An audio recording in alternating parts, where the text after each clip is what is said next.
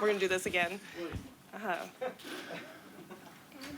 Everybody on the court produced, made plays. The guys in here before me ate. I feel blessed. You wanted to say that. It was special because wait, hold on. All right, listen. Guys that have been around the block and can come back and still celebrate what they accomplished 40 years ago. And so we're gonna hopefully get that done tonight or next series and be that team.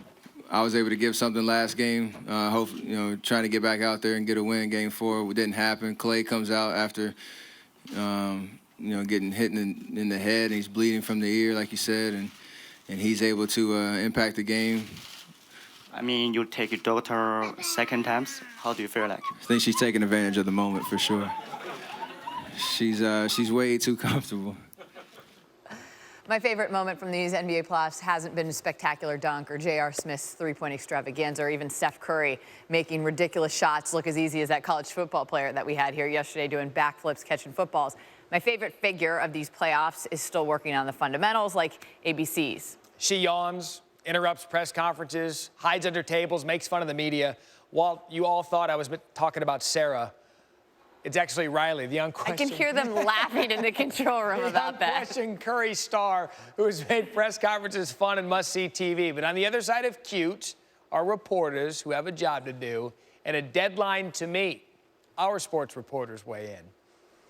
The most popular person in sports this week did not dribble a basketball, did not shoot a puck, and did not hit a baseball. Riley Curry going to the podium with her dad, Steph, is taking America by storm. But has he taken America by storm and holding up people to learn more about her dad? Well, talk about dribbling. I guess the only dribbling is her dribbling on herself as a 2-year-old. Look, I'm not going to stand on the table and say that kids should be banned from post-game press conferences. That, to me, would be completely extreme.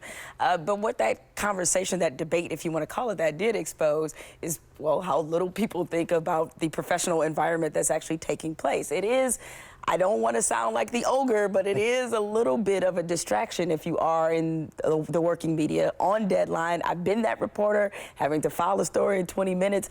But let's be honest, nobody wants to hear the sports media complain about their jobs. No. I am going to stand on the table and say that it is ludicrous. It has always been ludicrous. It should have been the first time it ever happened. Someone should have stepped in. Every governing body in sports should say, no kids. It's just that simple. It's a working environment. Now, this young girl is cute and sweet and wonderful, and maybe if they were all as adorable as Riley Curry, we might be having a different discussion, but they're not. They're not, I'm telling you. So, no, it's a bad thing. Well, and to me, if there's a list of 1,000 things that bother me about the job that you need to do when it's time to do it, this is really not very high up there. But at the same time, it is a professional working environment. You have a job to do. They have a job to do in terms of speaking to us for the 5 minutes of their lives that seem to be so incredibly painful. But to me, I think that one of the things that does get out of hand with it is the fact that you're trying to get, you have a limited amount of time anyway, and now you have an even shorter amount of time. If the access issues were settled and we were able to talk to guys the way we used to talk to them, then I don't think this would be a big deal. But the window is getting smaller and smaller and smaller.